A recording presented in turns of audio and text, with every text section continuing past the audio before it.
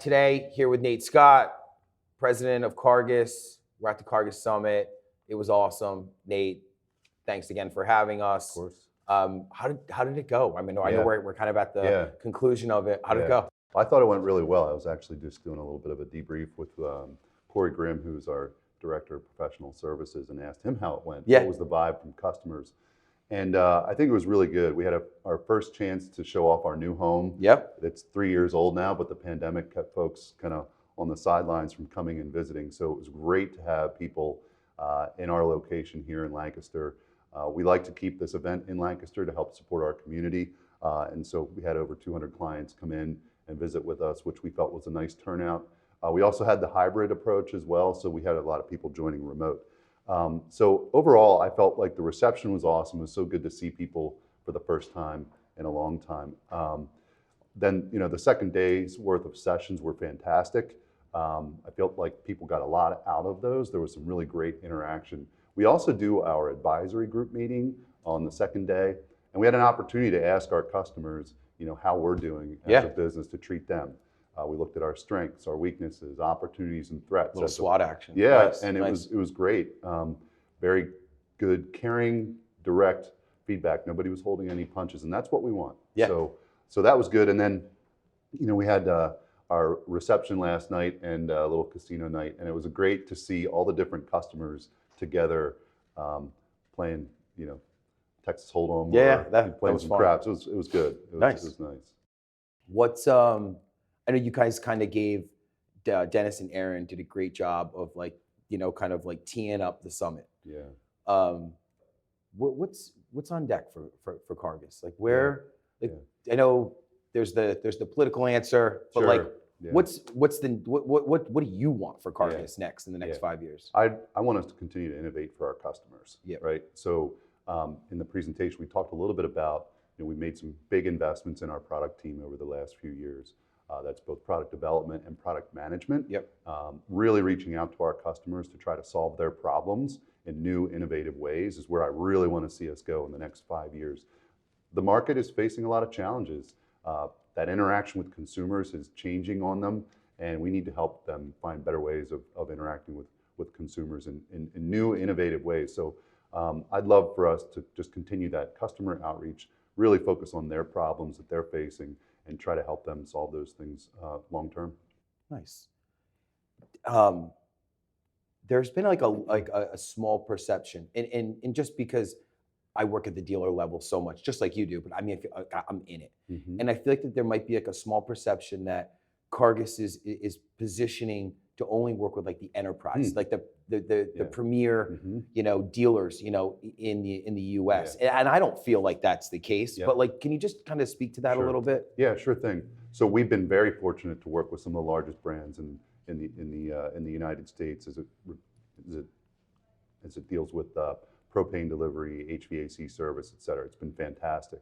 Our software is built in a way that you can get tremendous efficiencies with the web-based front end, with the real-time mobile, both on the delivery and the service side. And I think these big organizations that have maybe relied on some of these older solutions for a long time, they just see the value in it. And so I think there's a bit of a following now at that upper end. They can see these massive improvements in their business.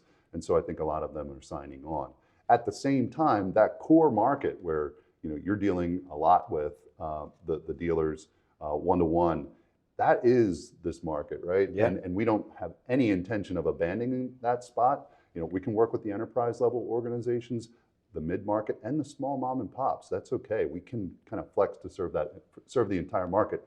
So we add quite a few customers every year, and the vast majority of them are at that mid-market to small mid-market area. So that perception may be out there, but we're actually working across the spectrum and the size of businesses in the marketplace. That's where I figured you were, and I think people just need to hear that more. I think Cargas is somehow kind of a little intimidating. And little do they know that you, Dennis, Aaron are the nicest, coolest guys, and we're no, we're open for business for everybody, But I read a really good book by Jim Collins a few years ago. It's called How the Mighty Fall. Yep. And there are two things that kind of start that that trajectory of an organization that's doing really well for a long period of time. There's the hubris of success, where maybe you get a little too confident, you maybe become a little unapproachable, and then there's also the undisciplined pursuit of more, is what he talks about. And that is saying like, hey, we can do anything, right? We are trying to be humble. We want to make sure that we're around for the long haul. We want to be approachable. We want to work with any organization that's looking for those types of improvements that we can provide them. So anybody can talk to me, talk to Dennis, talk to Aaron. We love that kind of stuff. And so as we grow, though, we have different people in the market that are working with different customers. And so it's natural. You may not see us directly working with individual clients all of the time like we used to when we were building this thing up. But we're here and we're still as passionate as ever working with our customers. I love that. Yeah. I mean, as far as like company core values, I feel like that's why I love chatting with you guys. I love, being around you guys, because I feel like we're aligned. We're very aligned when it comes to that. All right, weird question for you. Ready? Okay. So Nate's Energy, pretend. Okay. You got 5 million gallons of heating oil. You got 3 million gallons of propane that you're delivering annually. You got 10 service techs, heating and cooling. What's your tech stack look like? Yeah, well, I think it's got to have Cargas Energy as the core, right? Come on, got to have Cargas Energy as the core. But then I would also look to the partners in the industry that are working really hard to kind of fill out the gaps of where we don't serve. You got to have the customer interaction down really well. So that could be through the portal, and there are a number of portal providers out there that we work with that are fantastic. I think working with people like yourselves is also very important, so that your messaging to your consumer, to the consumer, are really on target. You got to be looking for the customer relationship management and marketing automation tools that are out there as well, whether that's Dynamics, Salesforce, HubSpot, and really to continue to look for opportunities to provide value to that home that you're working with. If you're delivering fuel, you've got service in that in that house, there are lots of ways that you can provide value there. So that's what my tech stack kind of starts to look like. But I definitely think that consumer interaction is just some of the most important pieces of technology that you can start to introduce. All right, I'm going to round it off here. So I always end these things with, Nate, ask me anything, personal, industry, work, about my business, anything you want. Nothing's off the table. Good. Let me see here. So fast forward 5 years. What does your organization look like? What are you doing? Great question. We're growing pretty fast. I feel like we're finally starting to. We're year 5. May 1st is our fiscal, so we're going into our 6th year.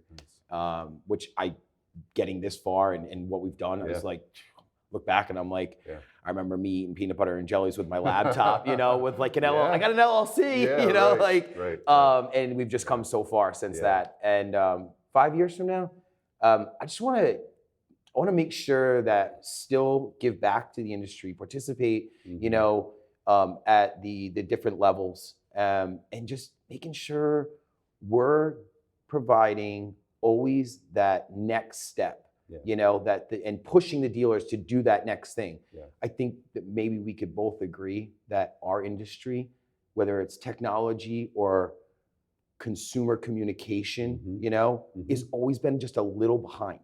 And so what we've tried to always do and will continue to do is just be challenging, and the customers that we work with know how I am, how my team is, and stuff like that. And they now like love it and appreciate it, like it's not controversial anymore. It's more like, no, this is just them saying, hey, we got to do this, and it was just like when they said we needed to have our website on WordPress, forever ago, and I think that they're starting to really appreciate, that, and we're getting known for that. And that's why the right people are coming and being like, hey, Andrew, we think we might want to work with you, know? So well, that's great to hear. And I think it's similar to our journey. I think this industry, it takes time, right? It takes time to break into.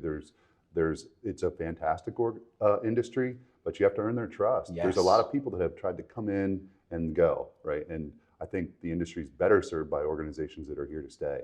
And it's good to hear that, you're past you're entering your 6th year. You've earned your stripes. I finally figured out the secret handshake. Yeah, definitely. Yeah. Nate, thank you so much, buddy. Appreciate it. Thank you so much. All right.